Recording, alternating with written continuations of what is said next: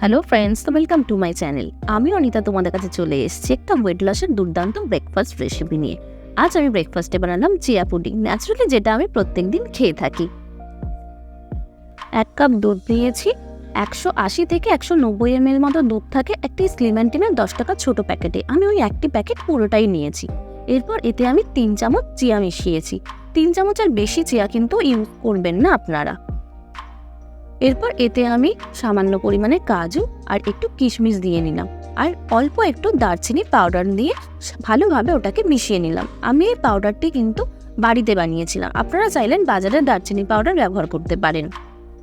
এই মিশ্রণটিকে আমি সারা রাত ফ্রিজের মধ্যে রেখে দিয়েছি। এরপর একটা ছোট্ট বাটির মধ্যে আমি 8টা আমি আমন্ড নিয়ে নিয়েছিলাম। এটাও আমি সারা রাত ভিজিয়ে রেখেছি। পরের দিন সকালবেলা দেখুন আগের দিনের মিশ্রণটি কি দেখতে হয়েছে। এরপর এটাকে ভালো করে গুলে নিয়ে একটা বোলের মধ্যে আমি ঢেলে নিলাম। এই চিয়া সিড কিন্তু ওয়েট লসের জন্য খুব ভালোভাবে কাজ করে। এই চিয়া সিডে প্রচুর পরিমাণে fibre, protein, calcium, magnesium, phosphorus, omega 3, fatty acid, বিভিন্ন ধরনের মিনারেলস, ভাইটামিনস এইসব থাকে। এই কারণে এটা খেলে কিন্তু আমাদের ডাইজেশন সিস্টেমটি খুব ভালো হয়। আমি কিন্তু ফ্রুট হিসেবে কলা নিয়ে নিয়েছিলাম আর একটুখানি ব্লুবেরি পাল্প নিয়েছিলাম, জাস্ট টেস্ট। এর মধ্যে যেহেতু ব্লুবেরি পাল্পে আগে থেকে চিনি দেওয়া থাকে, তাই জন্য আমি আলাদা করে আর কোনো চিনি অথবা কোনো মধু আমি অ্যাড করিনি। এটা কিন্তু অপশনাল, আপনারা চাইলে এতে মধু বা চিনি অন্য কিছু অ্যাড করতে পারেন, বা অন্য কোনো ফ্রুটসের পাল্প আপনারা ব্যবহার করতে পারেন।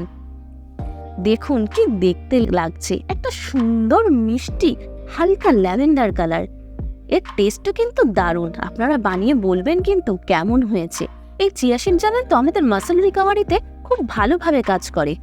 এই চিয়া সিড আমাদের ব্লাড সুগার কমাতেও সাহায্য করে, আর হেয়ার, স্কিন এগুলোর গ্রোথ তো খুব ভালোই হয়। হ্যাঁ, ঘুমও কিন্তু দুর্দান্ত হয় এই চিয়া সিড খেলে, আর ওয়েট লস তো হয়ই। আগের দিন রাতে যে আমন্ডগুলো ভিজিয়ে রেখেছিলাম ওগুলোকে খোসা ছাড়িয়ে রেখেছি, ওগুলোই দিয়ে দিলাম এর মধ্যে। এরপর 2খানা খেজুর আমি দানা বার করে ছোট ছোট টুকরো করে কেটে নিয়েছিলাম। উপর থেকে আমি কিছু আখরোটের টুকরো আর কিছু কাজু কিশমিশ বেদানার টুকরো ছড়িয়ে দিলাম। আমি একটু কেশর ছড়িয়ে দিলাম এর মধ্যে। আমার এই রেসিপিটি যদি আপনাদের ভালো লেগে থাকে অবশ্যই কিন্তু একটা লাইক, শেয়ার অ্যান্ড কমেন্ট করবেন, আর আমার এই ভিডিওটি কেমন লেগেছে সেটাও জানাবেন। আর নতুন যারা আছেন তারা কিন্তু প্লিজ প্লিজ প্লিজ একবার এটাকে সাবস্ক্রাইব করে দেবেন, আর বানিয়ে বলবেন কিন্তু কেমন হয়েছে। Bye bye, take care.